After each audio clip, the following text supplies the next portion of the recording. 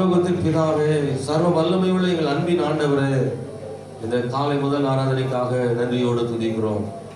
ஆண்டவரே, இப்போதும் கூட இந்த நாட்களில் கர்த்தர் செய்த நன்மைகளை நினைக்கும்படியாகவும் துதிக்கும்படியாகவும் கர்த்தர் கொடுக்கிற வார்த்தைகளை கேட்கும்படியாகவும் எங்களுக்கு செய்திருக்கிற கிருபைகளுக்காக நன்றி.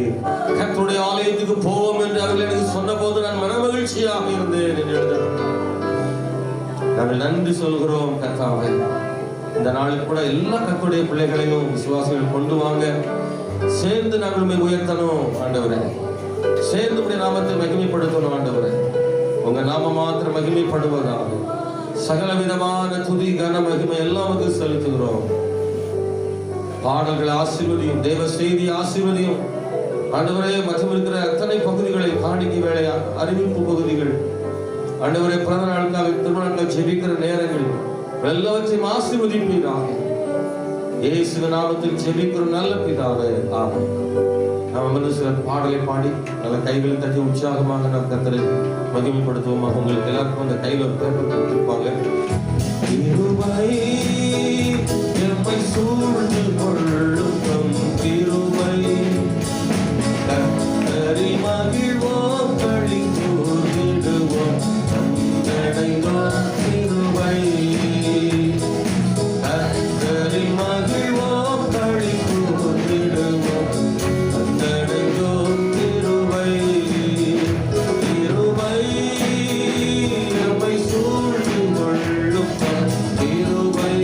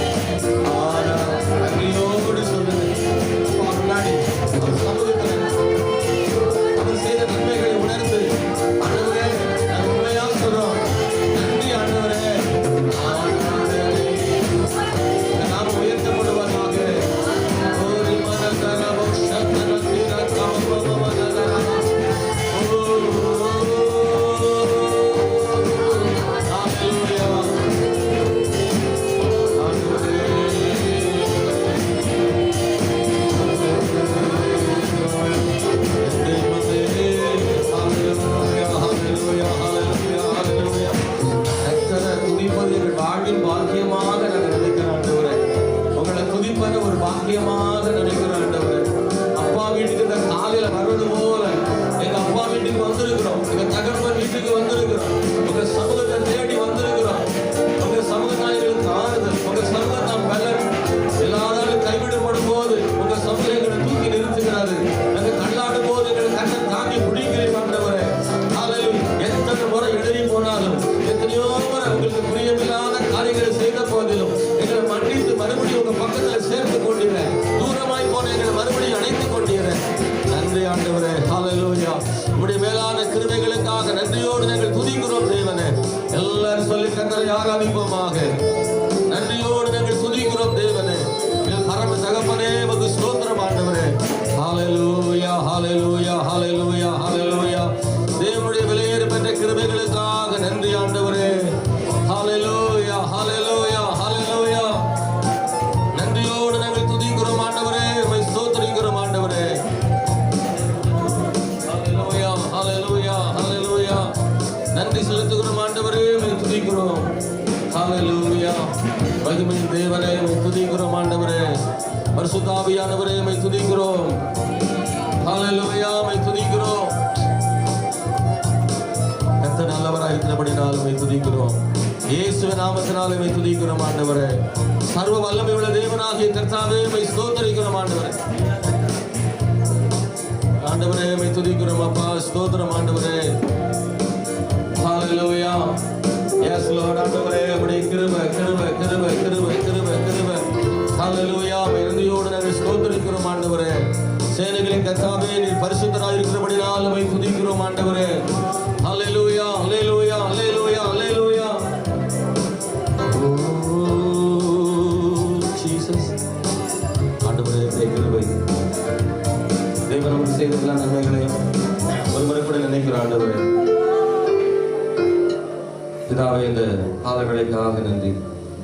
கர்த்தர் எங்கள் வாழ்வில் செய்த மகத்துவங்கள் எல்லாவற்றுக்காக உமக்கு ஸ்தோத்திரம். இந்த பரிசுத்த ஸ்தலத்தில் தேவ பிரசன்னத்தில் இருக்கிறோம் ஆண்டவரே. உங்களை துதிப்பதற்கான காரணங்கள் ஏராளம் உண்டு. நாங்கள் இன்றைக்கு ஜீவனோடு இருப்பது உடைய கிருபை என்று நாங்கள் நினைக்கிறோம். மற்றவர்கள் அதை பற்றி நினைத்தாலும் நினைக்காவிட்டால் நாங்கள் நினைக்கிறோம். அதை நாங்கள் திரும்பி பார்க்கிறோம். எங்கள் வாழ்க்கையிலும் யோர்தான் வந்தது உண்டுதான். எங்கள் வாழ்க்கையிலும் எரிக கோட்டைகளாக வந்து நின்றது உண்டுதான். எங்கள் வாழ்க்கையிலும் பல நேரங்களில் தனிமையான சூழ்நிலை வந்தது உண்டுதான். எங்கள் வாழ்க்கையில் எத்தனையோ ஆபத்துகள் வந்தது உண்டுதான். புயல் அடித்தது போல் எங்கள் குடும்பங்களில் சில நேரங்களில் வந்தது உண்டு. ஆனாலும் கர்த்தர் அதன் மத்தியிலும் எங்கள் நடுவில் நின்று எங்கள் கையை பிடிச்சி நடத்தி, நான் உன் கூட இருக்கிற மகளே, நான் உன் கூட இருக்கிற மகனேன்னு சொல்லி எங்களை நடத்தி கொண்டு வந்தீங்களே. நன்றி சொல்றோம், நன்றி சொல்றோம், நன்றி சொல்றோம். எங்களுக்கும் எங்க பிள்ளைகளுக்கும் நீர் ஆதரவா இருந்தீரே. வேலை இல்லாத காலங்களில் எங்களை போஷித்தீர். எப்படி எலியாவை போஷித்தது போல் எங்களை போஷித்தீர் ஆண்டவரே. கர்த்தரே அப்படி செய்தீரே. ஹல்லேலூயா. கையில் ஒரு வருமானம் இல்லாத நேரங்களில் ஆண்டவரே கர்த்தர் ராஜா வீட்டு பிள்ளைகளை போல எங்களை போஷித்தீர் ஐயா. ஓ நாங்கள் மறக்கவில்லை கர்த்தரை, நாங்கள் மறக்கவில்லை உங்க அன்பை மறக்கவில்லை. கர்த்தர் நடத்தினீர். நாங்கள் வெளியில போய் வந்தோம் வேலைகளுக்கு போனோம். தேவனோடு இருந்தபடியா நன்றி ஆண்டவரே. தேவன் என் தேவன் எனக்கென்றும் துணை அவரே.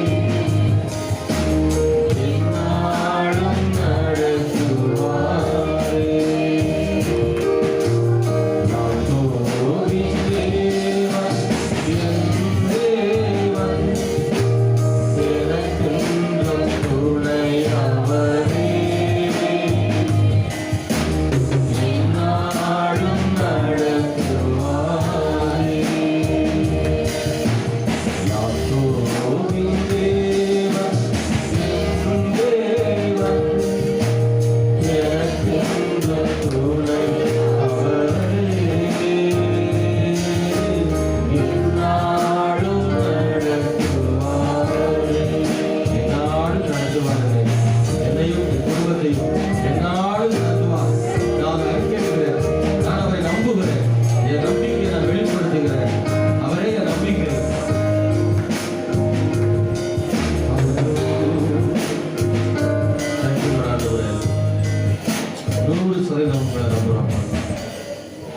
சந்தேகத்தோட அல்ல, முழு நிச்சயமாக உங்களை நம்புகிறேன், முழு நிச்சயமாக உங்களை நம்புகிறேன். ஆண்டவர், எங்கள் தேவாதி தேவன், ராஜாதி ராஜனுமாய் இருக்கிறவரே, அற்புதமான இவர்களுக்காக நன்றியோடு நாங்கள் துதிக்கிறோம். எங்கள் சேனைகளை கர்த்தர் பெரியவராக இருந்து நடத்துகிறார். எங்க ஆராதனை மீதியான பகுதியை பொருட்படுத்துகிறோம், வழி நடத்தும். இயேசுவின் நாமத்தில் ஜெபிக்கிறோம் நல்ல பிதாவே, ஆமென். நமது கர்த்தருடைய வசனத்தை நாம் கேட்க போகிறோம். லூக்கா சுவிசேஷம் 17ஆம் அதிகாரம் 11 முதல் வாசிக்கிறேன். பின்பு அவர் எருசலேமுக்கு பிரயாணம் பண்ணுகையில் அவர் சமரியா, கலிலேயா என்னும் நாடுகளின் வழியாக நடந்து போனார். அவர் ஒரு கிராமத்தில் பிரவேசித்த போது குஷ்டரோகம் உள்ள மனுஷர் 10 பேர் அவருக்கு எதிராக வந்து தூரத்தில் நின்று, இயேசு ஐயரே, எங்களுக்கு இறங்கும் என்று சத்தமிட்டார்கள். அவர்களை அவர் பார்த்து, நீங்கள் போய் ஆசாரியர்களுக்கு உங்களை காண்பியுங்கள் என்றார். அந்தபடி அவர்கள் போகையில் சுத்தமானார்கள். அவர்களில் ஒருவன் தான் ஆரோக்கியமானதை கண்டு திரும்பி வந்து உரத்த சத்தத்தோட தேவனை மகிமைப்படுத்தி அவருடைய பாதத்தருகே முகங்குப்புற விழுந்து அவருக்கு ஸ்தோத்திரம் செலுத்தினார். அவன் சமாரியனாயிருந்தான். அப்பொழுது இயேசு, சுத்தமானவர்கள் 10 பேர் அல்லவா, மற்ற 9 பேர் எங்கே? தேவனை மகிமைப்படுத்துகிறதற்கு இந்த அந்நியனை ஒழிய மற்றொருவனும் திரும்பி வர காணோமே என்று சொல்லி அவனை நோக்கி, நீ எழுந்து போ, உன் விசுவாசம் உன்னை ரட்சித்தது என்றார். இந்த காலவேளையில இந்த வேத பகுதியை வாசிக்கும் போது கர்த்தருக்கு நன்றி சொல்லுதலை பற்றி உங்களோடு கூட பேச விரும்புகிறேன். ஆண்டவருக்கு நன்றியா இருத்தல், நன்றி சொல்லுதல், நன்றியாக வாழுதல். பொதுவாக எப்போதும் நாம் ஆண்டவருக்கு நன்றி உள்ளவர்களாக இருக்க தேவன் எதிர்பார்க்கிறார் என்பதை இந்த கால வேளையில் இந்த வசனங்களின் மூலமாக நாம் அறிந்து கொள்ள முடிகிறது. 10 குஷ்டரோகிகள் இயேசு கிறிஸ்துவை சந்திக்கிறார்கள். அவர்கள் ஆண்டவரிடத்தில் கேட்டது என்னவென்றால், ஆண்டவரே, எங்களை சுகமாக்கும் என்று அவர்கள் கேட்கிறார்கள். அங்கே வாசிக்கிற போது, நீங்கள் ஆமென் எங்களுக்கு இறங்கும் என்று அவர்கள் சத்தமிட்டார்கள். அதனுடைய அர்த்தம், எங்களுக்கு சுகம் தாரும் என்று சொல்லி கேட்டார்கள். இயேசு கிறிஸ்து பல கிராமங்களில் போய் கர்த்தருடைய ஊழியத்தை, தேவ ராஜ்யத்தை கட்டி வரும்போது அநேகருடைய சுகவீனங்களை கர்த்தர் மாற்றி அற்புதங்களை செய்து வந்த போது இயேசு கிறிஸ்து மூலமாக அற்புதங்கள் நடப்பதை கேள்விப்பட்டு நமக்கும் ஆண்டவர் அற்புதம் செய்வார் என்ற நம்பிக்கையோடு கூட இயேசு கிறிஸ்துவை சந்திக்கிறார்கள். இயேசு கிறிஸ்து, நீங்கள் போய் ஆசாரியர்களுக்கு காண்பீர்கள், அதான் சொல்றார். சுகமானீர்களாக அதெல்லாம் ஒண்ணுமே சொல்லல. நீங்கள் போய் ஆசாரியருக்கு காண்பீர்கள். அந்த வசனம் சொல்கிறது, போகிற வழியில் அவர்கள் சுகமானார்கள். இயேசு கிறிஸ்துவின் பக்கத்தில் இருக்கும்போது அவர்கள் சுகமாகவில்லை. இன்னொன்று நாம் கவனிக்க வேண்டிய ஒரு விஷயம், அந்த 10 குஷ்டரோகிகளுடைய சூழ்நிலை என்ன? பொதுவாக அந்த வசனம் சொல்கிறது, தூரத்தில் நின்று, அப்படிதான் இருக்கு. அது 12வது வசனத்தில் வாசிக்கிற போது, அந்த குஷ்டரோகம் உள்ள மனுஷர் 10 பேர் அவருக்கு எதிராக வந்து தூரத்திலே நின்று. அந்த வார்த்தைக்கு அர்த்தம் என்ன? இயேசுவின் அருகில் அவர்கள் வரவில்லை. பொதுவாக எல்லாரும் அவர் அருகில் வர விரும்புவார்கள், அவரை தொட விரும்புவார்கள். அங்கே பெரும்பாலுள்ள ஸ்திரீ இயேசு வஸ்திரத்தையாயில் தொட வேண்டும் என்று அவரை தொட விரும்பினார். செகையு அவரை பார்க்க விரும்பி அந்த மரத்தின் அருகில் மேலே ஏறி நின்று கொண்டிருந்தார். இன்னும் வேதம் சொல்லும் போது அவரை எல்லாரும் நெருக்கினார்கள் என்று வேதத்தில் எழுதப்பட்டிருக்கிறது. அவரை நெருக்கினார்கள், அவரை தொட விரும்பினார்கள். அநேக சகோதரிகள் தங்கள் பிள்ளைகளை கொண்டு வந்து அவர் அருகில் வர விரும்பினார்கள், சீஷர்கள் தடுத்தார்கள். அப்போ பொதுவாகவே பலரும் இயேசுவின் அருகில் வரவும் தொடவும் பேசவும் விரும்புகிற காலகட்டத்தில் இவர்களோ தூரத்தில் நின்று என்று சொல்லப்பட காரணம் என்னவென்றால், அவர்களுடைய சூழ்நிலை அப்படி இருந்தது. அவர்கள் குஷ்டரோகிகளாக இருந்தார்கள். வேத வசனங்களை படிக்கும் போது பொதுவாகவே அந்த நாட்களில் அது ஒரு கடினமான வியாதி அல்லது சுகமாக்க முடியாத ஒரு வியாதியாக இருந்தது. சமீப காலங்களிலும் கூட நம்முடைய தலைமுறைகளிலும் கூட அது கொடூரமானதாகத்தான் இருந்தது. ஆனால் இப்போது அதற்கான மருந்துகள் வந்ததுனால கொஞ்சம் அது சகஜமாய் இருக்கிறது, அதனுடைய வீரியம் குறைந்திருக்கிறது. ஆமென், ஸ்தோத்திரம். இங்கே இருக்கிற பலரும் கூட அதை அறிந்திருப்பீர்கள். இப்போது நாம் அப்படிப்பட்டவர்கள் அதிகமாக பார்ப்பதில்லை. முன்பெல்லாம் அப்படிப்பட்டவர்கள் அதிகமாக இருப்பார்கள். குறிப்பாக வேதாகம காலங்களில், பழைய ஏற்பாட்டு காலங்களில் குஷ்டரோகிகளை பற்றி என்ன சொல்லப்பட்டிருக்கிறது? லேவியராகம புத்தகத்தில் 13ஆம் அதிகாரம் முழுவதும் ஒரு குஷ்டரோகியாக இருக்கிற ஒரு மனிதனுடைய வாழ்க்கையில் எப்படி இருக்க வேண்டும் என்று சொல்லப்பட்டிருக்கிறது. அங்கே வாசிக்கிற போது, ஒருவனுக்கு அப்படிப்பட்ட ஒரு வியாதி உண்டானால் அவன் தன்னை ஆசாரியனிடத்தில் போய் காண்பிக்க வேண்டும். அவர் அவனை சோதித்து, அது ஆரம்ப கட்டமாக இருந்தால் அவனை தனிமைப்படுத்தி அவனை சுகமாக்குவதற்கான முயற்சிகளை எடுப்பார். 7 நாட்கள் அவர்கள் அப்படி தனிமைப்படுத்தப்பட்டிருப்பார்கள். அதற்கு பிறகு மறுபடியும் பரிசோதனை. அப்படி இருந்தால் மறுபடியும் சேர்த்துக் கொள்ளப்படுவார். இல்லையா இன்னொரு 7 நாட்கள் என்று சில 7 நாட்கள் அவனுக்கு கொடுக்கப்பட்டு, ஒருவேளை அவன் சுகமடையாவிட்டால் அல்லது அவன் அந்த வியாதி அதிகமானால் அவன் தீட்டுள்ளவன் என்று அவனை குற்றம் சாட்டி அவனை பாளையத்துக்கு புறம்பாக வைத்து விடுவார்கள். அவன் ஊருக்குள் வர முடியாது. அவன் தனிமைப்படுத்தப்படுவான். அவன் யாருடன் பேச முடியாது. குடும்பத்தோடு கூட இருக்க முடியாது. பாளையத்துக்கு புறம்பாக அவன் இருக்க வேண்டும். ஒருவேளை பாளையத்துக்கு புறம்பாக மக்கள் யாராகிலும் போனால் இவர்கள் தங்கள் தலைகளை மூடிக்கொண்டு தீட்டு தீட்டு என்று இவர்களே சத்தமிட வேண்டும். ஏனென்றால் நாங்கள் இங்கே இருக்கிறோம் அல்லது எனக்கு இந்த வியாதி இருக்கிறது என்று அவர்களே சத்தமாக சொல்ல வேண்டும். அப்படி சொல்லும் போது யாரும் அவன் அருகில் வர மாட்டார்கள், ஒதுக்கி போய் விடுவார்கள். எப்படிப்பட்ட ஒரு சூழ்நிலை என்று பாருங்கள். ஒருவேளை அந்த மனிதனுடைய சூழலை நாம் யோசிக்கும் போது அது மிகவும் கொடூரமான ஒன்று. தனிமைப்படுத்தப்பட்ட சூழ்நிலை, வெறுமையான ஒரு சூழ்நிலை, கவலைகளும் வேதனைகளும் பெருகி இருக்கிற சூழ்நிலை, புறக்கணிக்கப்பட்ட ஒரு சூழ்நிலை, அதோடு ஒரு வாழ்க்கை முடிந்து போனதாய் கருதப்படும். அப்படிப்பட்ட ஒரு கொடூரமான வியாதி உள்ள மனிதர்கள் தான் இந்த 10 பேரும். ஒருவேளை இவர்களும் பாளையத்துக்கு புறம்பாக வைக்கப்பட்டவர்களாக இருந்திருக்க கூடும். அவர்கள் தூரத்தில் வந்து இயேசு கிறிஸ்து எப்படியாகிலும் பார்த்து விட வேண்டும் என்று சொல்லி சுகமாக வேண்டும் என்று எண்ணி இயேசுவிடத்திலே சத்தமாய் கூப்பிட்டார்கள். இயேசுவே எங்களுக்கு இறங்கும். ஒரு சிறிய ஜெபம் தான், எங்களுக்கு இறங்கும் ஆண்டவரே என்று அவர்களுக்கு கூப்பிட்ட போது அவர் அவர்களுக்கு உதவி செய்தார். ஹல்லேலூயா. வேதத்துல இயேசு கிறிஸ்துவிற்கு வந்து ஜெபித்த அல்லது கேட்ட எவரையும் ஆண்டவர் வெறுமையாக அனுப்பினதாக நாம் பார்க்க முடியாது. எல்லாருக்கும் தேவன் ஏதோ ஒரு அற்புதத்தை ஆண்டவர் செய்திருக்கிறார். தேவனுக்கு மகிமை உண்டாவதாக. இந்த காலங்களில் தேவனுடைய பிள்ளைகளே, அவர்களுக்கும் ஆண்டவர் சொன்ன வார்த்தை, நீங்கள் போய் ஆசாரியருக்கு காண்பீங்கள். ஏன் ஆசாரியரை காண்பிக்க சொன்னால், அங்கே லேவியராகமம் 13ல ஒரு மனுஷன் சுகமடைந்தால் அது சுகமடைந்தானா என்பதை டெஸ்ட் பண்ணக்கூடியது யாருன்னா அன்னைக்குள்ள மருத்துவர் ஆசாரியன் தான். எனவே ஆசாரியருக்கு போய் உங்களை காண்பீங்கள் என்று பழைய ஏற்பாட்டு பிரமாணத்தின்படி இயேசு அவர்களுக்கு சொன்ன போது அவர்களும் ஆசாரியருக்கு காண்பிக்கும்படி போனார்கள். அவர்கள் இயேசுவிடத்திலிருந்து ஆசாரியருக்கு போகும்போது ஒரு மனநிலை எப்படி இருக்க வேண்டும்? தங்களை பரிசோதித்திருப்பார்கள். இயேசு சொன்னவுடனே பார்த்திருப்பார்கள் தங்களுக்கு சுகமடைந்து இருக்கிறதா என்பதை பார்த்திருப்பார்கள். சுகமடையவில்லை. ஆனாலும் 10 பேரும் ஆசாரியரிடத்தில் காண்பிக்க போகிறார்கள். போகும்போதே சுகமடைந்தார்கள் என்று வேதம் சொல்கிறது. கர்த்தர் கொடுத்த சுகம். ஹல்லேலூயா. 10 பேரும் சுகமடைந்தார்கள். ஹல்லேலூயா. அந்த 10 பேர்ல ஒருவன் மாத்திரம் என்ன செய்தானா? திரும்பி வந்தார்.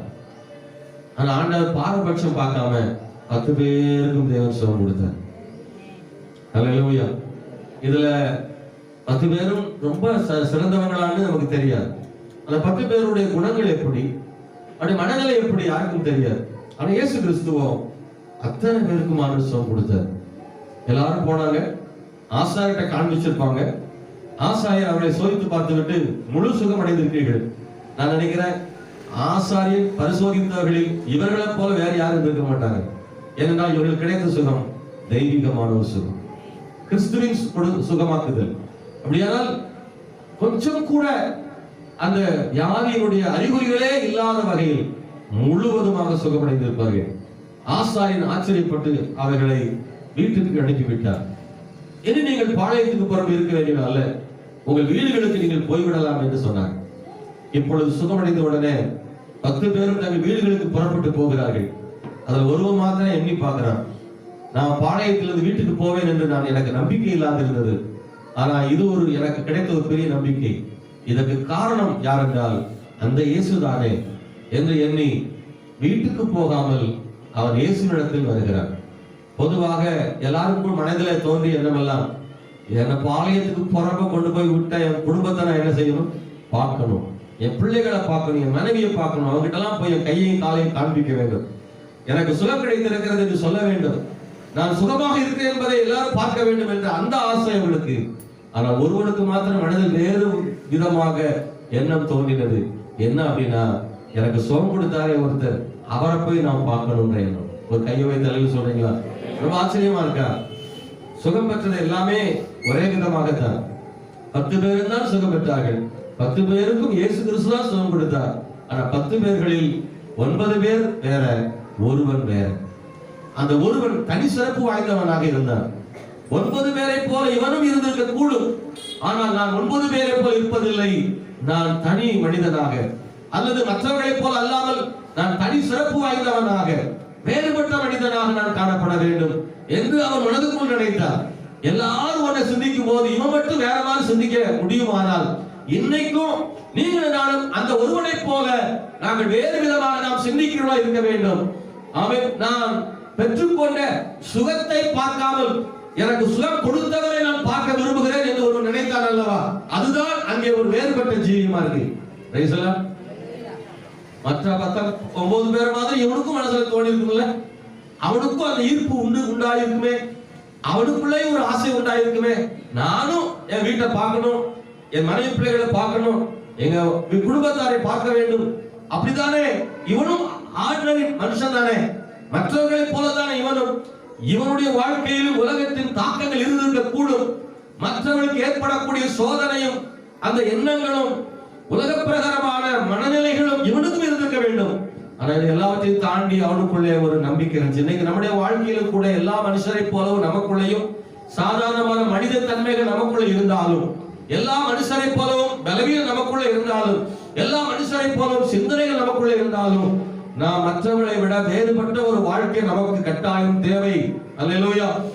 அந்த ஒரு மனிதனை போல நாமும் நம்முடைய வாழ்க்கையில எல்லாரும் தான் அப்படி இருக்கிறாங்க நம்ம ஒரு நாள் சொல்லக்கூடாது. மற்றவங்க எல்லாம் கூட அப்படியா இருக்கிறாங்க, அவங்க எல்லாம் சரியில்லைன்னு சரியில்லாத ஆட்களையும் நன்றி இல்லாத ஆட்களையும் காரணம் காட்டி நானும் அவர்களை போல மாறிவிடக் கூடாது. நான் ஒருவன், நான் தனி மனிதனாக இருக்கிறேன். அவன் 10 பேரோடு கூட சேர்ந்தவன் தான், ஆனால் அதிலும் தனியானவனாக இருக்கிறேன். 100 பேர் தான், ஆனால் 100லே ஒருவனாக நான் இருந்தால் நான் நிச்சயமாக அந்த 99 போல் இருப்பதில்லை. நான் தனிச்சிறப்பு வாய்ந்தவனாக இருப்பேன், நன்றி உள்ளவனாகவே இருப்பேன். நான் எத்தனை பேர் கூட சேர்ந்தாலும் சரி, நான் மற்றவர்களை போல மாறிவிட முடியாது. நான் தனிச்சிறப்பு வாய்ந்தவனாகத்தான் இருக்க முடியும். Praise the Lord. என்னாகும் புத்தகத்தில் இதே போல இன்னொரு சம்பவத்தை படிக்க முடியும். அங்கே 12 பேர், இங்கே 10 பேர், அங்கே 12 பேர். அதுல 10 பேரும் 12 பேரும் தான் ஏவு பார்க்க போனாங்க. ஆனா 12 பேர்ல அந்த 10 பேரை போல இல்லாமல் 2 பேர் தனித்து நின்றார்கள். எதுலன்னா விசுவாசத்தில். Praise the Lord. 10 பேரில் ஒருவன் தனியாக இருந்தான் நன்றி உள்ள விஷயத்தில். அங்கே 12 பேரில் 2 பேர் தனித்து நின்றார்கள் விசுவாசத்தில், கர்த்தர் பேரில் வைத்த நம்பிக்கையில் தனித்து நின்றார்கள். ஆனால் மற்ற 10 பேரும் கர்த்தர் மேல் உள்ள விசுவாசத்தில் குறைந்து இருந்தார்கள். அவர்கள் முறுமுறுக்களாகவும் மற்றவர்களையும் சொந்து போக பண்ணக்கூடியவர்களாக இருந்தார்கள். ஆனால் இந்த 2 பேரும் அவர்களை போல இல்லை. அவர்கள் பார்த்ததை இவர்கள் பார்த்தார்கள், அவர்கள் கொண்டு வந்து இவர்கள் கொண்டு வந்தார்கள்.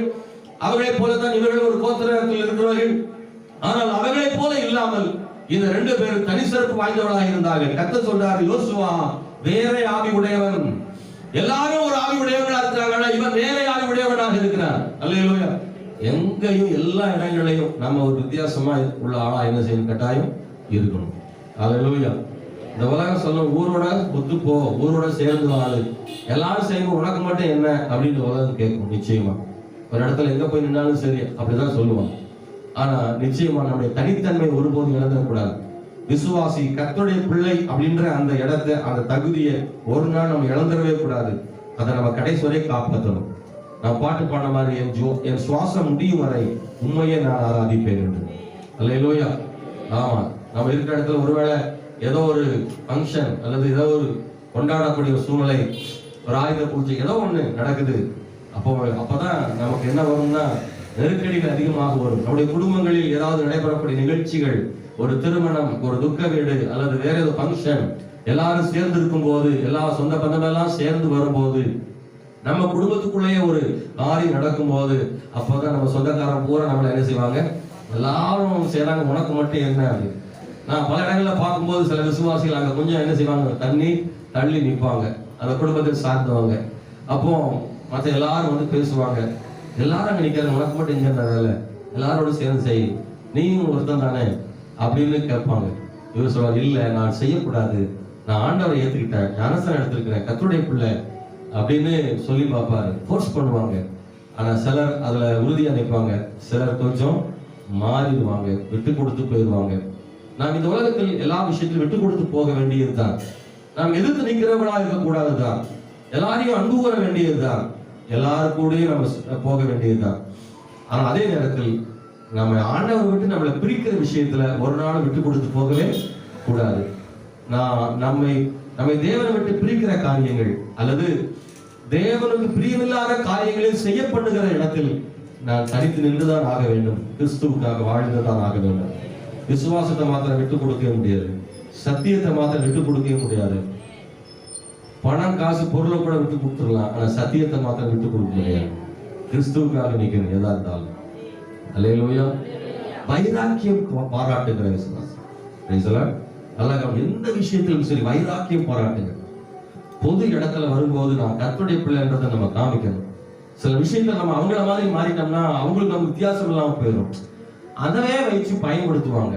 அவன் அன்னைக்கு செய்தான் இல்லையா, அன்னைக்கு செஞ்சா என்னன்னு அதை ஒரு நாள் பண்ணிட்டோம்னா வாழ்நாள் முழுசும் அதை காமிச்சு நம்ம தேவனுக்கு பிரியமில்லாத காரியங்களை செய்ய வைக்கப்படுவோம். இன்னொன்று, நீங்க அப்படி செய்யறதுனால இன்னொரு விசுவாசிக்கு உங்களால என்ன வந்துடும், பாதிப்பு வரும். அவங்களே செய்தாங்க, நீ செஞ்சா என்ன? அவங்க எத்தனை வருஷம் விசுவாசி, அவங்களே இந்த விஷயத்துல விட்டு கொடுத்து போயிட்டாங்களே, நீ என்ன விசுவாசம் நிக்கிற, நீ இறங்கி வா அப்படின்னு சொல்ல ஆரம்பிச்சிருவாங்க. அப்போ இன்னைக்கு நிறைய நடக்குது. அவங்களே செய்யறாங்க, அந்த மேரியாக்காவே எலிசபெத்தாக்காவே செய்யறாங்க. உனக்கு என்ன, நீ இப்பதானே முடியுமா, இப்பதான் கட்சிக்கு போற, காலகாலமா எலிசபெத்தும் மரியாதை போயிட்டாங்களே, நீ என்ன இன்னைக்கு வந்திருக்கு கந்தாயம்மா, அது வேற இடத்துல இருந்து வந்திருக்கு. அப்ப என்ன ஆகும்னா, இன்னொரு விசுவாசி இந்த உலகத்தோடு ஒத்து போகும்போது கர்த்தருக்கு பிரியமில்லாத காரியங்களை செய்யும் போது அது இன்னொருத்தருக்கு என்ன ஆகுது, பாதிப்பாக மாறுது. நம்முடைய ஆவிக்குரிய வாழ்க்கையில நாம் மற்றவர்களுக்கு முன்மாதிரியா வாழ வேண்டியது, சாட்சியா இருக்கும். சாட்சியா எந்த ஒரு ஃபங்க்ஷன் சரி, பொதுவாக அதனால நம்ம விசுவாசத்தை காட்ட வேண்டியது. ஆமென். அல்லேலூயா. ஒரு திருமணமான ஒரு வீடு பிரதிஷ்டைனாலும் சரி, இந்த நல்ல நேரம் நல்ல நாள் பார்க்கறதெல்லாம் முதல்ல என்ன செய்யுங்க, நிறுத்து. நான் அடிக்கடி சொல்லுவேன், காலண்டர் முன்னாடி பாருங்க, காலண்டர் அட்டையை பின்னாடி என்ன செய்யாதீங்க. நிறைய பேர் உடனே காலண்டர் திருப்பிடுறான். நல்ல விசுவாசி நல்ல நாள் பார்க்கறதுல ரொம்ப மும்மரமா இருக்காங்க. நான் அவங்களுக்கு சொல்றேன், நீங்களாம் வீடு கட்டினீங்கன்னா பால் காய்ப்பு 9 மணி 10 மணிக்கு வைங்க. நான் எங்க போனாலும் பார்க்கறேன், காலையில பால் காய்ப்பு 5 மணி 4 மணிக்கு பால் காய்க்கணும். இது எங்க இருந்து வருது சொல்லுங்க, எங்க இருந்து வருது? இது எங்க இருந்து வருது? எல்லாருக்கும் ஒரு இடம், சூரியன் உதிக்கிறதுக்கு முன்னாடி பால் பொங்கிடணும், அப்பதான் வீடு செழிக்குமா. சூரியன் மேல வர்றதுக்கு முன்னாடி பால் வீட்டுல, நீங்க சொல்லுங்க, உண்மையா சொல்லுங்க, சூரியன் உதிக்கிறதுக்கு முன்னாடி பால் பொங்குனா வீட்டுக்கு ஆசீர்வாதமா? இயேசு நம்ம வீட்டுல இருந்தா ஆசீர்வாதம். பொங்குன பால் ஆசீர்வாதம் கொடுத்தா இயேசு ஆசீர்வாதம் கொடுக்குறாரா? நான் பாலை நம்பல, பொங்குற பாலை நம்பல, பாத்திரத்தை நம்பல, நான் கிறிஸ்துவை நம்புகிறேன். நீங்க உண்மையா கிறிஸ்துவ நம்புறவங்களா இருந்தா காலையில் 5 மணிக்கு இல்ல 4 மணிக்கு இல்ல. ஆனா சில விசுவாசிகள் நீங்க வர நேரம், நான் விபத்தாயிருக்கும் போது கை உடைஞ்சிருந்துச்சு, அந்த டைம்ல ஒரு வீடு கட்டி முடிச்சுட்டாங்க பிபி சதுக்கத்துல. நம்ம விசுவாசி அவங்க சொன்னாங்க, பாஸ்டர் உங்களுக்கு எப்போ வசதி வாங்க பாஸ்டர். இல்லையா, காலைல 10 மணிக்கு போனோம், பாலை காய்ச்சோம், பால் காய்க்கலையோ, எங்க வீட்டுல கூட பாலை காய்க்கலைங்க. ஆமா, நாங்க வீடு பிரதிஷ்டை பண்ணும்போது பால்லாம் ஒண்ணுமே காய்க்கல. காலையில 10 மணிக்கு ஜெபம், அவ்வளவுதான், பிரேயர் ஜெபம் தான், வேற ஒண்ணும் பாலே காய்க்கல. பாலே காய்க்க நல்லா தானே இருந்தாங்க ஏங்க, பாலே வீட்டுக்கு காய்க்க நல்லா தானே இருக்கும், ஒன்னும் பிரச்சனை. நாங்க காலையில பால் காய்க்கணும் டெய்லி. வீடு கட்டி ஒரு நாள் பால் காய்க்கிறது இல்லைங்க, டெய்லி காலையில பால் காய்க்கிறோம், பொங்கிட்டு தான் இருக்கு. எப்பவுமே பொங்கும்ல, 5 மணிக்கு மட்டும் பொங்குமா, 10 மணிக்கு காய்ச்சாலும் பொங்குமா? எப்பவுமே பொங்கும். ஏன் இன்னும் அந்த மார்க்கத்திலிருந்து, அந்த கட்டுப்பாடுகள்ல இருந்து, அந்த பாரம்பரியத்திலிருந்து, அந்த மூட பழக்கங்கள்ல இருந்து ஏன் இன்னும் வெளியே வரல?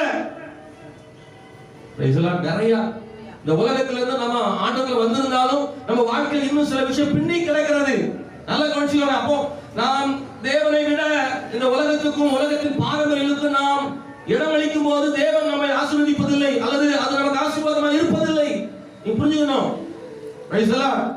ஒரு வீட்டுக்கு அடிக்கல் நாட்டும் போது ஒத்த நாள் சொல்லணும், அதை செய்ய இதை செய்யுமா.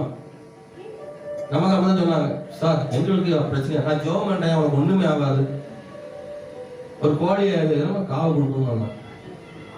அப்புறம் நிலம் வைக்கும் போது அதுக்கு ஒண்ணு சொன்னோம், ஒவ்வொன்றுக்கும் ஒண்ணு சொன்னோம். ஏன்னா அவனுக்கு காசு கிடைக்கும் பாருங்க, எலுமிச்சமா வைக்கணும், நாங்க ஃபர்ஸ்ட் செஞ்சு பண்ணணும், இதெல்லாம் பண்ணணும், அப்படி இப்படி நிறைய.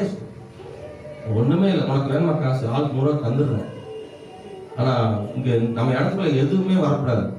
அந்த உங்கமா எலுமிச்சம்பழம் கொண்டு வந்தானே பாத்துக்கணும், நடு போயிடும், ஒண்ணும் வரக்கூடாது. நம்ம வீட்டுக்குள்ள ப்ரேயர் பண்றேன், முழு வீடு கட்டி முடிக்கிற வரைக்கும் ஒரு ஆபத்து இல்லாம கத்திருக்காரு. சின்ன நான் எனக்கு பார்த்து ரத்தம் வந்ததாக எனக்கு சார் ஞாபகத்திலே ஒன்றும் அப்படி நடந்ததே இல்லை.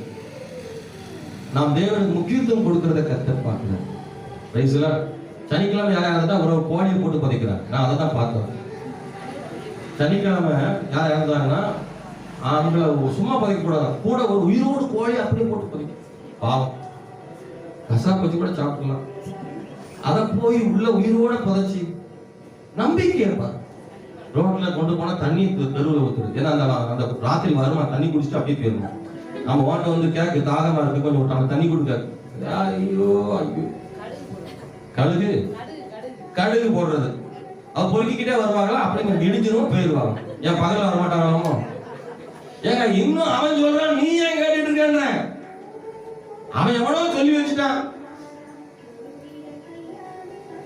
நீங்கள் இந்த உலகத்தின் பாரம்பரியங்களை செய்யும் போது கர்த்தரை நம்பவில்லை என்ற அர்த்தம். உண்மையா இல்லையா? நான் உலகத்தின் பாரம்பரியங்களையும் படி செய்கிறேன், என்ன தச்சு குளிக்கிறது, அதை பண்றது, இதை பண்றது, இந்த மாதிரி விஷயங்கள்ல நம்முடைய குடும்பத்தை நம்ம நிக்கணும். கர்த்தருக்காக 4 பேர் 4 சொல்லட்டும், எவனாலும் சொல்லிட்டு போட்டோம், சொன்னவன் சொல்லட்டும். நான் ஆண்டவருக்காக நிக்கணும், நான் கர்த்தருடைய பிள்ளை, நான் அதைத்தான் செய்வேன்.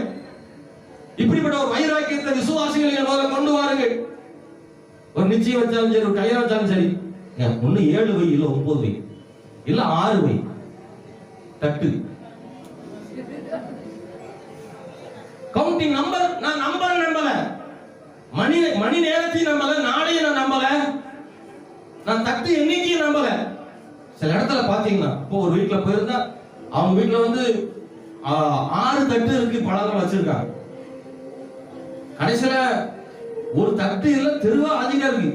ஒவ்வொரு வீட தட்டு கட்டிட்டு தட்டு கிடைக்கல. ரொம்ப நேரம் ஆயிடுச்சு, என்னவா ஒரு தட்டு வாங்க, ஒரு 7 தட்டு வைக்கணும் பாருங்க, 6 தான் இருக்கு. ஏமா 5 கூட வை, 4 கூட வைமா, ஒன்னும் பிரச்சனை இல்லை. வேற ஒரு தட்டை அதுல செருப்பு வச்சு, செருப்புக்கு ஒரு தட்டு, பாவியில காலில் போடுற செருப்பா அதை கொண்டு ஒரு தட்டுல வச்சு அது ஒரு தட்டு, கடைசி 7 தட்டு. உங்க வாழ்க்கையில 7 தட்டு காப்பாத்துதா, கர்த்தர் காப்பாத்துதா? அதான் கேள்வி. வேணும்னே 6 தட்டு 8 தட்டு வைங்க.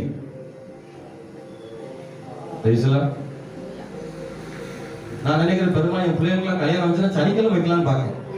நான் சர்ச்சுக்கு தான் பிரச்சனை வரும், செவ்வாய்க்கிழமை வைக்கணும். இந்த மாதிரி முக்கியமான இவங்க அக்கா மகனுக்கு சனிக்கிழமை தான் கல்யாணம். என்னைக்கு இது உலகம் கல்யாணம் நடத்தாதோ அன்னைக்கு நான் கல்யாணம் வைக்கணும். நாள், நேரம், மணி, எண்ணிக்கை, நம்பர்ஸ், கலர்ஸ், கலரை பார்ப்போம். இந்த கலர் தான் போடணும், அந்த கலர் தான், எந்த கலரும் போடும். நான் இந்த உலகத்துல வேற எதையும் நான் நம்பல, என் இயேசுவை நம்புறேன். இந்த பூனை குறுக்க போச்சு, எதுனா போயிட்டு போட்டோம். ட்ரெயின் பூனை குறுக்க ட்ரெயின் நிறுத்திக்கலாமா? அது போயிட்டாரு. நம்முடைய வாழ்க்கையில பின்னி பிணைந்து கிடக்கிற உலக பாரம்பரியங்களை, உலக கட்டுகளை நீங்கள் தூக்கி எறிய மனமில்லை என்றால் கர்த்தரை இன்னும் நம்பவில்லை என்ற அர்த்தம். உங்கள் வீடுகள்ல தயவு செய்து நல்ல நேரம் பாத்தீங்கன்னா என்னைய தயவு செய்து என்ன செய்யாதீங்க, நான் அன்பா சொல்றேன், உங்க வீடுகள்ல என்ன கல்யாணமோ நிச்சயமோ எது வச்சாலும் முதல்ல சிலர் அவங்க டைம் குறிச்சிருவாங்க, எல்லாம் ரெடி பண்ணிடுவாங்க. கடைசியில் பாஸ்டர் காலையில வந்துருங்க, இத்தனை மணிக்கு வந்துருங்க. எனக்கு அவர் சும்மா போறபடி தூங்கிட்டு இருக்காருல்ல அவர் பாஸ்டர், எப்பனாலும் வருவான்னு நினைக்காதீங்க. முதல்ல பாஸ்டர் டேட் கேளுங்க, டைம் கேளுங்க. அந்த டைம்ல வேற இடத்துக்கு போக வேண்டியது இருந்துச்சுன்னா கஷ்டம். நான் நிறைய முறை மாட்டியிருக்கேன். எல்லாம் வச்சிருவாங்க, நான் செக்ஷன் மீட்டிங் பாஸ்டர்ஸ் மீட்டிங் அன்னைக்கு போனோம், வேற வழி இல்லாம வந்துட்டு அங்க பாஸ்டர் சொல்லிட்டு அது ரொம்ப சிக்கலாயிரும். ஹிந்தி போய் அங்க கெட்ட பேர் வாங்கி அந்த மாதிரி நிறைய சிக்கல் இருக்கு. அதனால உங்க வீடுகளில் எந்த ஃபங்க்ஷன் வச்சாலும் முதல்ல பாஸ்டர்கிட்ட கேளுங்க, ஒரு தேதியை கேளுங்க. அந்த தேதி வாங்கி அதுக்கப்புறம் உங்களுடைய ஃபேமிலியில் என்ன செய்யுங்க சொல்லுங்க. ஞாயிற்றுக்கிழமை தயவு செய்து எந்த ஃபங்க்ஷனை வைக்காதுங்க கூடுமான வரை. ஏன் அப்படின்னா சண்டை வைக்கிறதுனால உங்களுக்கும் பிரச்சனை, மற்றவங்களுக்கும் அவங்களும் ஆலயத்துக்கு போக முடியாம ஆயிடும். ஆராதனைகள் பாதிக்காமல் பார்த்துக் கொள்ளுங்க. உலக பாரம்பரியங்களில் சிக்கிக் கொள்ளாதீர்கள். இந்த காலவெளியில் நான் அதை சொல்ல விரும்புகிறேன். கர்த்தரை விட்டு நம்மை பிரிக்கிற எந்த காரியத்திலும் நீங்கள் தலையிடாதீர்கள். 10 பேர் தனியா இருக்கட்டும், நான் 2 பேர் தான் மைனாரிட்டின்னு நினைக்காதீங்க. அப்படிதானே? எங்க மீது மைனாரிட்டி தானே அப்படி கொஞ்சம் அல்லது சரியா இருக்கிறவங்க கொஞ்சம் வேலை தான் இருக்கான். அப்படிதானே? அங்கேயும் 10 பேர் சரியா இருந்து 2 பேர் சரியில்லாம இல்ல, அங்கேயும் 2 பேர் தான், இங்க ஒரு ஆள் தான். இவ்வளவு பெரிய கூட்டத்துல நான் மட்டுமா சரியா இருக்கணும், நான் மட்டும் ஏன் இப்படி இருக்கணும்னு நினைக்காதீங்க. பரவாயில்ல, நான் ஒரு ஆளாக்கப்படா பரவாயில்ல, தேவனுக்காக நின்று காண்பிக்கிறேன். உங்க ஃபேமிலியில எல்லாரும் ரட்சிக்கப்படல, ஒரு ஆள் தான் ரட்சிக்கப்படுறீங்க. நான் ஒரு ஆள் சொல்லி என்ன பாஸ்டர் எடுக்க போகுது, நீ ஒரு ஆள் உண்மையா போகுதுன்னு சொல்லுங்க. நாங்க 2 பேர் புருஷனோட 2 பேர் தாங்க. எங்க குடும்பம் பெருங்கூட்டம். அந்த பெருங்கூட்டத்துல போய் நான் சொன்னா இல்ல, நீ சொல்லிப்பாரு சொல்லிப்பாரு. ரொம்ப முக்கியமானது நம்முடைய வாழ்க்கையில. எல்லாருமே இப்படி யோசிச்சுதான் யாரும் பூனைக்கு மணிக்கட்டு சொல்லுவாங்களா, அது மாதிரி யாரும் நின்று பிடிக்கிறது. உங்க வாழ்க்கையில எந்த ஒரு விஷயத்திலையும் நீங்க ஒன்னா யோசிச்சு பாருங்க. தேவனை நம்புகிறேனா அப்படின்னு கேளுங்க. தேவனை நம்புகிறேனா? நம்முடைய வசதிகளுக்காக அந்த சூழ்நிலைகளை வைத்துக் கொள்ள நம்முடைய உலகத்தில் கட்டுப்பாடுகளுக்காக நீங்க உனக்கு கவனிக்கிறீங்களா? எந்த ஒரு ஃபங்க்ஷனாலும் சரி எல்லாத்துலயும் அங்க ஒரு வயசான ஒரு அம்மா இருந்து சேர போட்டு நடுவில் உட்கார்ந்து ஒன்னா சொல்லிட்டே இருக்கும். பாத்துக்கீங்களா? அந்த வயசானவங்க சொல்ல இப்படி செய்யக்கூடாது, அப்படிதான் செய்யணும், இப்படி சுத்தாத, இப்படி சுத்தணும், சுத்தர சொல்லு. வளகாப்பு வச்சீங்கன்னா அந்த சந்தான குங்குமம் தடவாதீங்க, பிரேயர் பண்ணும். ஆமே. கிறிஸ்தவ வீடுகளை சந்தன குங்குமத்தை பயன்படுத்த நிறைய பேர் சோகமாயிட்டீங்க.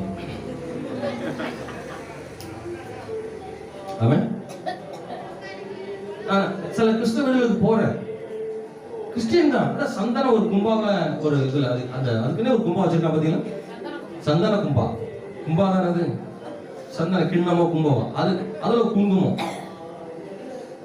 அழகாக போயிருக்கிற பூரா மூஞ்சி பூரா மஞ்சள் ஆச்சு. ஏன்டே கொடுத்து நீங்க ஒரு ஆகுங்கன்றாங்க.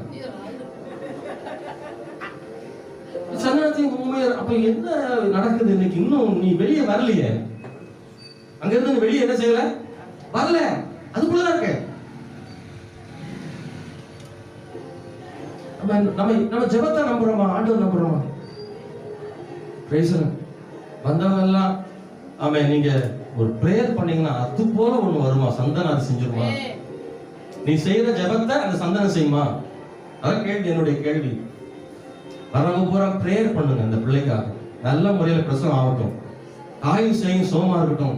நீங்க ஒரு ஜெபம் பண்ணுங்க அந்த பிள்ளைக்கு, அதுதாயா நீங்க கொடுக்குற பெரிய ஆசீர்வாதம். நான் சொன்னா நிறைய சொல்லிட்டே போவோம். ஒவ்வொரு விழாக்கள்லையும் நம்ம குடும்பங்கள்ல பண்டிகைகளும் விழாக்களும் நிகழ்ச்சிகளும் நம்ம குடும்பத்துல நிறைய இருக்கு. எல்லாத்துலயும் நீங்க ஒண்ணு உங்களுக்கு தெரியலன்னா என்கிட்ட கேளுங்க, பாஸ்டர் இப்படி வைக்க போறேன், என்ன செய்யலாம் என்று கேளுங்க, நான் உங்களுக்கு சொல்லி தரேன். கடந்த நாட்களாக இருக்கட்டும், வரும் நாட்களில் நீங்கள் இவைகளில் ரொம்ப கவனமா இருங்க. நான் கர்த்தருடைய காரியத்தில் தனி சிறப்பு வாய்ந்தவனாக இருக்க விரும்புகிறேன்னு சொன்னேன். ஆமென். அல்லேலூயா. ஸ்தோத்திரம். செய்தி இப்பதான் ஆரம்பிக்கிறேன். இவ்வளவு முன்னுரை மட்டும் ஓடிது. 3 விஷயங்களை சொல்லணும், ஆனா நேரம் இல்லை.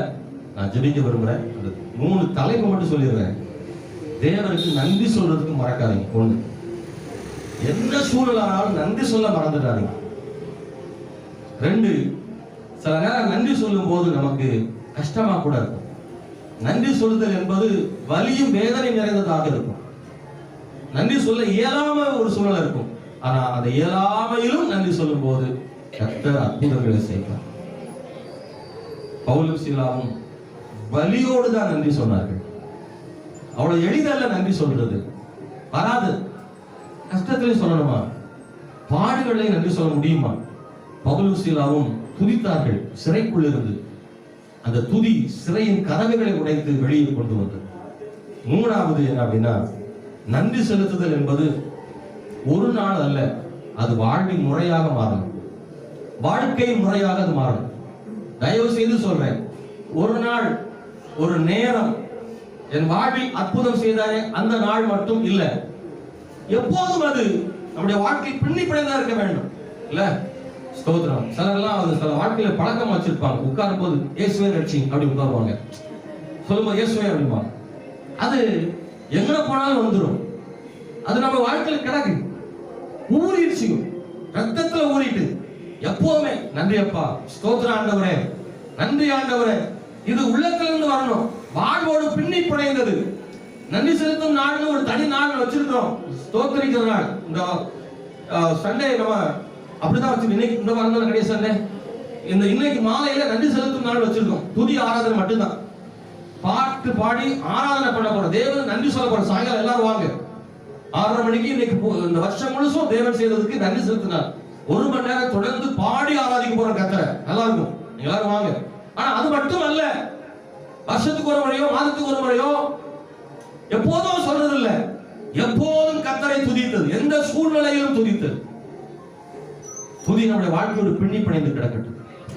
கண்கள் மூடி ஜெபம் பண்ண போறோம். இந்த காலவேளையில நன்றி உள்ளவர்களாய் காணப்பட தேவன் கிருபை செய்வாரா. உங்களில் பலர் தேவனுக்காக வைராக்கியமானவர்கள் உண்டு. நம்ம ஆண்டவர் நம்புறதுனால, வசனத்தை நம்புறதுனால, நான் எந்த விதத்திலும் இந்த உலகத்தோடு சமரசம் பண்ணிக்க மாட்டேன், கர்த்தருடைய விஷயத்துல சமரசம் பண்ணிக்க மாட்டேன். அவருக்காக உயிரே போனாலும் பரவாயில்ல, நான் அவருக்காக வைராக்கியமா இருப்பேன். நான் ஆண்டவருக்காக உண்மையா இருக்கிறதுனால யாராவது அவமானப்படுத்தினாலும் பரவாயில்ல, கர்த்தருக்கு உண்மையா இருப்பதை விட மாட்டேன். இன்னைக்கு இந்த காலை வேளையில சொல்லுங்க ஆண்டவர்கிட்ட எல்லாரும், தயவு செய்து உங்கள் வாய்களை திறந்து தேவ சமூகத்தில் ஒரு சில நிமிடங்கள் ஜெபம் பண்ணுங்க. ஆண்டவரே, என் வாழ்க்கையில கர்த்தருடைய விஷயம், பரிசுத்தமான ஜீவியத்துல தேவனுக்கு பிரியமில்லாத காரியத்தை ஒருபோதும் செய்யறதில்லை.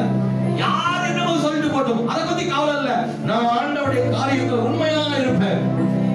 உங்க மாமா அத்தை சொந்த பந்தம் ஏதாவது பகைக்கிறாங்களா, நீ இன்னைக்கு போய் ஆண்டவரை பிடிச்சுக்கிட்டு அப்படி இப்படின்னு சொல்றீங்கன்னு சொல்றாங்களா, கவலை இல்ல, விடு.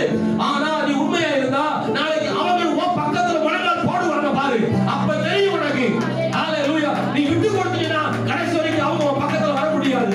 நீ கர்த்தருக்காக வைராக்கியம்னா யார் உன்னை அவமானப்படுத்துறாங்களோ அவர்களே உங்கள் அருகிலே வந்து நிற்பார்கள். நீ கர்த்தருக்காக உண்மையா நிற்கும் போது அவங்க நினைப்பாங்க, இவ்வளவு தூரம் வைராக்கியம் நிக்கிறான், எதுக்கு, என்ன காரணம், ஏதோ ஒண்ணு இருக்கிறதுனால நிக்கிறா, அப்படி எதுக்கு இப்படி நிக்கணும்னு சொல்லி அவங்களே ஆச்சரியப்படுவாங்க, யோசித்து பார்ப்பாங்க. நீ விட்டு கொடுத்து போயிட்டேனா, அவங்க செய்தவங்க நீடு செஞ்சிட்டேனா, உனக்கு அவங்களுக்கு வித்தியாசம் இல்லாம போயிடும். உன் தேவன் தனித்தன்மை உள்ளவர், அவர் தேவர்களில் பெரியவர். எல்லாரையும் போல அவர் கிடையாது, எல்லாரும் ஆராதிப்பது போல அல்ல. நான் ஆராதிக்கிற தேவன் அவர் சக வல்லமை உள்ளவர். அவரை போல பரிசுத்தர் இல்லை, அவர் போல வல்லமை உள்ளவர் இல்லை. நான் அவரை போல தனித்தன்மை வாய்ந்தவனாக இருப்பேன்.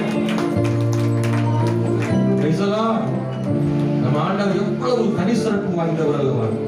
அவரை நம்புற நானும் கூட, நான் உலகத்தான் அல்ல, இயேசுவே சொன்னார், நான் உலகத்தின் அல்லாதது போல நீங்களும் உலகத்தார் அல்லன்னு அவரே சொல்லியிருக்காரு. நான் எப்படி உலகத்தாரா இருக்க முடியும்? ஹalleluya. Thank you Lord. ஆண்டவரே, 1-2 வார்த்தைகளால் சொல்லி ஆண்டவரை ஜெபம். ஒருவேளை கடந்த காலங்கள்ல மற்றவங்க கட்டாயத்துக்காக நீங்க ஒருவேளை சில நேரம் இந்த மாதிரி சில விஷயங்கள்ல செஞ்சிருக்கலாம்.